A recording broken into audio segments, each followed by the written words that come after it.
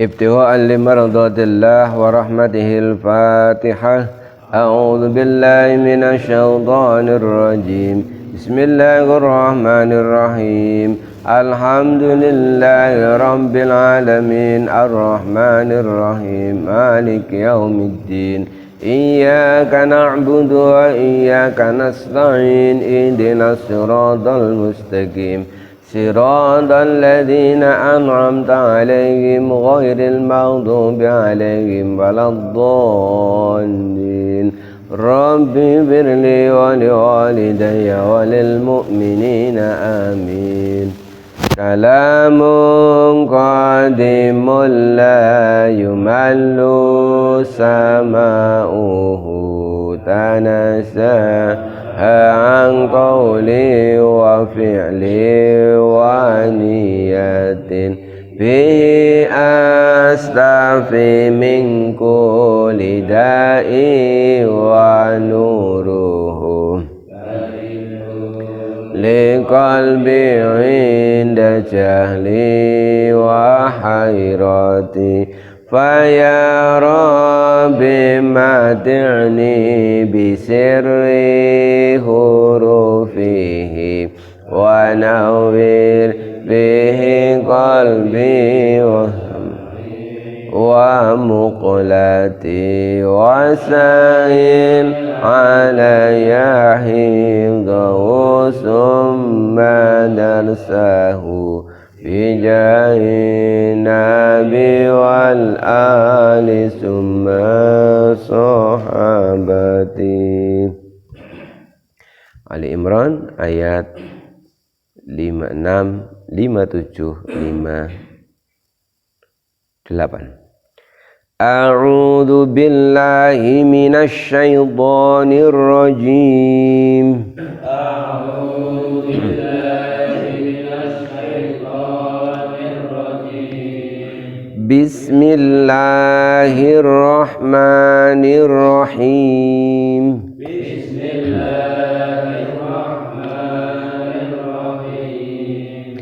فأما الذين كفروا فأعذبهم عذابا شديدا في الدنيا والآخرة.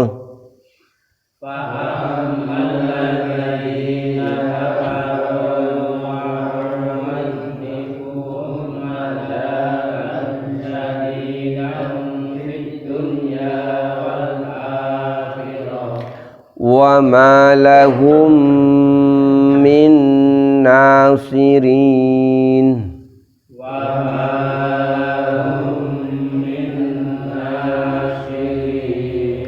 وأما الذين آمنوا وعملوا الصالحات فيوفيهم أجورهم.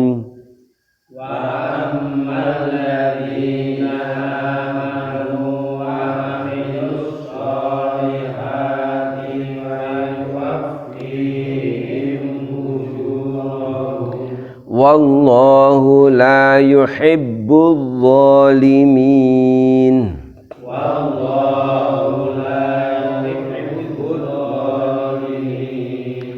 ذلك نتلوه عليك من الآيات والذكر الحكيم.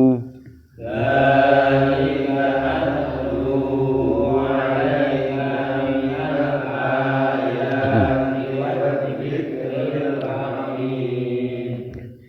Bismillahirrahmanirrahim. Fa'ammal ladzina kafaru, maka adapun orang-orang kafaru yang ingkar. Fa'u'adzibuhum, maka kata Allah, fa'u'adzibuhum, aku akan mengadab mereka. Adaban, dengan adab syadidan yang berat. Fid dunya, di dunia, wal akhirah, dan di akhirat. Wa ma lahum min nasin, wa ma lahum, dan tidak ada bagi mereka min nasirin, seorang pun penolong. Wa ammal ladzina amanu, adapun orang-orang amanu yang beriman, wa amilu dan beramal as-solihati, amal-amal soleh, wa yuwaffihim maka akan diberikan kepada mereka ujurahum pahala-pahala mereka. Wallahu Allah la yuhibbu tidak mencintai adh-dhalimina orang-orang yang zalim. Dzalika demikianlah natluhu kami bacakan kisah-kisah ini alaika kepadamu wahai Muhammad minal ayati dari ayat-ayat wa dzikril hakim dan sebagai peringatan al-hakim dan juga sebagai hikmah atau pelajaran. Fa ammal ladzina kafaru fa'adzibuhum 'adzaban syadida. Orang-orang yang ingkar pada zaman Rasulullah SAW ini, orang kafirnya itu diantaranya seperti disebutkan di ayat Quran yang lain, yaitu min ahlil kitab wal musyrikin. Nah, dalam konteks ini yang dimaksud memang adalah orang-orang kafir dari kalangan ahli kitab, yaitu dari kalangan Yahudi. Adapun orang-orang kafir fa'adzibuhum maka Allah akan menyiksa mereka adzaban syadidan dengan siksa yang pedih fid dunya wal akhirah, di dunia dan juga di akhirat. Yahudi atau Bani Israel yang dikisahkan di zaman Nabi Isa alaihissalam, mereka melakukan makar. Mereka tidak hanya mengingkari Nabi Isa dan ajarannya, tapi juga berusaha untuk membunuh Nabi Isa. Maka di zaman Rasulullah SAW mereka pun sama. Mereka tidak mau mengakui Rasulullah, mereka mengingkari Rasulullah, dan mereka juga banyak mengganggu Rasulullah. Maka mereka diancam oleh Allah, fa'adzibuhum 'adzaban syadidan, mereka akan diazab oleh Allah dengan azab yang berat fid dunya wal akhirah, di dunia maupun di akhirat. Jadi Yahudi Israel, kalau kita melihat saat ini mereka berkuasa, punya negara, itu kan baru sejak tahun 1948, dan punya negara itu karena merampas wilayahnya Palestina. Sebelum itu mereka sebenarnya itu dalam sejarah itu Yahudi ini terlunta-lunta. Jadi mereka banyak banyak dianiaya oleh bangsa-bangsa lain. Misalkan ketika di Jerman mereka ditindas oleh Hitler, Nazi, sehingga mereka kemudian pada waktu itu Yahudi itu dibunuh sampai ribuan, sehingga mereka kemudian menyebar ke berbagai penjuru dunia untuk menyelamatkan diri. Kemudian jauh sebelum itu, di zaman Nabi Musa alaihissalam, mereka pun ditindas oleh bangsa Fir'aun. Jadi memang karakternya Yahudi itu seperti itu. Jadi karakter mereka itu adalah pendengki. Bahkan yang mereka dengki itu adalah nabi mereka sendiri. Karakter mereka itu sangat tercela. Di antaranya lagi adalah mereka itu gampang mengingkari nabinya. Jadi kalau di Quran disebutkan mereka banyak membunuh nabi-nabi, ya memang terbukti. Nyatanya Nabi Isa sendiri itu akan dibunuh oleh mereka. Itu sebenarnya adalah karena kedengkian mereka terhadap Nabi Isa. Padahal Nabi Isa ini kalau secara silsilah sebenarnya masih satu silsilah dengan mereka. Itu pun mereka dengki, mereka ingin menyingkirkan Nabi Isa alaihissalam. Bagaimana dengan Nabi Muhammad yang tidak satu silsilah artinya tidak dekat silsilahnya, mereka lebih dengki lagi kepada Nabi Muhammad. Maka Allah mengancam mereka sekali lagi bahwa fa'adibuhum adaban sadidan fid dunya. Jadi di dunia mereka akan mengalami seperti itu. Saat ini saja mereka sedang jaya, tidak tahu nanti, karena ini adalah Allah yang mengancam mereka, pada suatu ketika pasti mereka akan bisa dikalahkan lagi, entah kapan masanya. Tapi yang jelas itu bahwa Yahudi Israel itu baru punya negara, itu pun banyak yang mengatakan tidak sah, itu pada tahun 1948. Sementara negara-negara yang lain kan banyak sudah berdiri sebelum itu. Di akhirat jelas bahwa karena mereka orang kafir, mereka akan dimasukkan neraka dan mereka kekal di dalamnya. Wa malahum min nasirin, dan tidak ada satupun penolong bagi mereka. Wa ammal ladzina amanu wa amilus solihat, adapun orang-orang yang beriman wa amilus solihati, adapun orang-orang yang beriman, siapa ini? Berarti yang beriman ini apakah dari kalangan orang yang tadinya musyrik, tidak percaya sama sekali, ataupun dia beriman dari kalangan ahli kitab. Karena yang menjadi pengikut Rasulullah SAW itu, yang masuk Islam itu tidak hanya dari orang yang tadinya musyrik, tidak percaya agama atau percaya Tuhan yang lain, tetapi banyak pula yang masuk Islam itu dari pendeta, misalkan dari penganut Injil, Taurat dan lain sebagainya. Siapa itu? Nah, diantaranya adalah mereka yang tinggal di Madinah.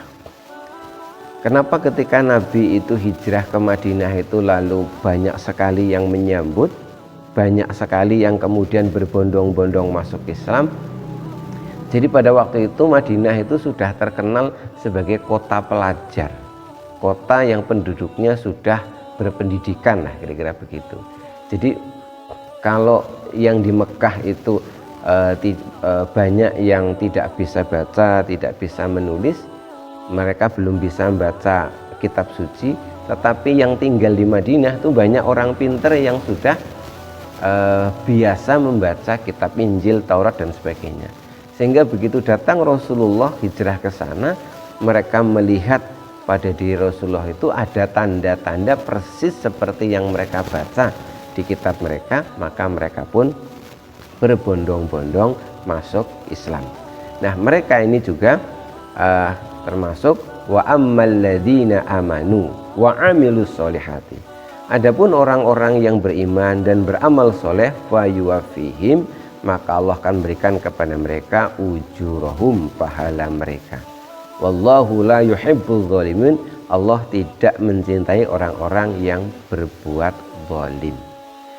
Zalim itu pengertiannya tidak selalu zalim kepada orang lain, termasuk juga zalim kepada diri sendiri, yaitu tidak mau menerima kebenaran, tidak mau menerima petunjuk Allah Subhanahu wa ta'ala. Orang Yahudi itu dikatakan zalim. Kenapa? Karena mereka sudah baca kitab suci, mereka sudah baca tentang informasi tentang akan datangnya Nabi akhir zaman. Kenapa begitu diutus Nabi Muhammad SAW, mereka kemudian rame-rame menolaknya? Itulah dikatakan mereka pun telah berbuat zalim karena tidak mengakui Nabi Muhammad sebagai Nabi. Dzalika natluhu, demikianlah